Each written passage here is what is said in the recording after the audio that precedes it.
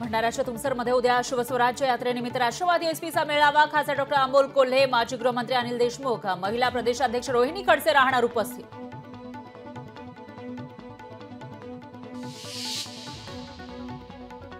जायकवाडी धरण 97% भरलं. धरणातून दुपारी पाणी सोडलं जाणार. नदीकाठच्या गावांना सतर्कतेचा इशारा. आदित्य ठाकरे गुरुवारी यवतमाळ जिल्हा दौऱ्यावर. अतिवृष्टीमुळे झालेल्या नुकसानीची करणार पाहणी. राज्य सरकारच्या निर्णयाचा सोयाबीन बाजारावर परिणाम. हमी भावात खरेदी होणार असल्यानं सोयाबीनच्या दरात वाढ. सोयाबीनच्या दरात प्रति क्विंटल सरासरी 100 रुपयांची वाढ. उद्धव ठाकरे 15 सप्टेंबरला संभाजीनगर दौऱ्यावर. संत एकनाथ साखर कारखान्याच्या कार्यक्रमाला लावणार हजेरी. कारखान्याचे चेअरमॅन सचिव घायळांचा पक्ष प्रवेश होणार. सोलापुरात आमदार राजेंद्र राऊत यांच्या विरोधात मराठा समाज आक्रमक. राजेंद्र राऊत यांच्या प्रतिमेला जोडे मारो आंदोलन करत केला निषेध.